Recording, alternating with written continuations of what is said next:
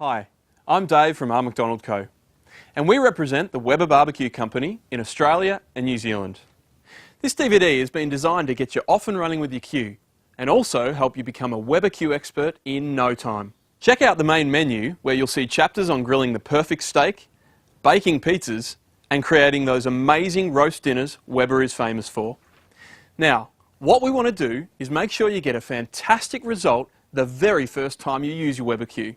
Chances are that one of the reasons you bought a Weber Q is that it's not only a great barbecue, it's a fabulous outdoor oven as well. The Q's cooking system is different from ordinary barbecues. So before you start cooking, I thought I'd show you how they work. There are two rules that you must follow when you're barbecuing. Number one is always preheat your Q with the lid down for at least 10 minutes. Once it's alight, all you do is put the lid down and wait. If you don't do this, the food will take much longer to cook and the flavour will be more like stewed food rather than barbecued. So promise me, always preheat to get your Q nice and hot before you start cooking anything. And rule number two is Weber basics really. You cook everything with the lid down, even when you're barbecuing. And that's how you get Weber flavour. Now let's look at roasting, because all the Weber Q models are marvellous at roasting and baking too. The difference is that when you want to roast or bake something, you have to leave the food inside the barbecue for a lot longer. Thick joints of meat can easily take an hour or more to cook. And if you just left the food on the grill to absorb all the heat from below, the bottom would become burned and charred well before the top even looked like being cooked. That's why you have to convert your Weber Q from a barbecue into an oven when roasting or baking.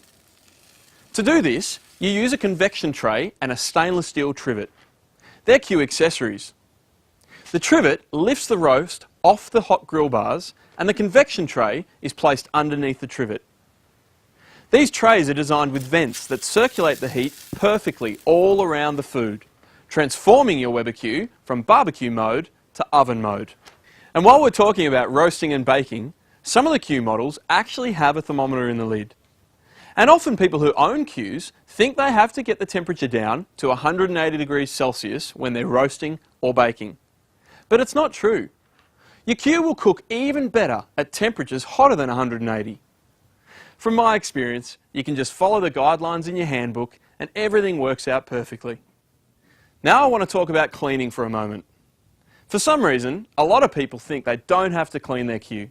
But let me tell you, if you don't clean it, two things are almost certain to happen. The outside, like any barbecue, will become a real eyesore.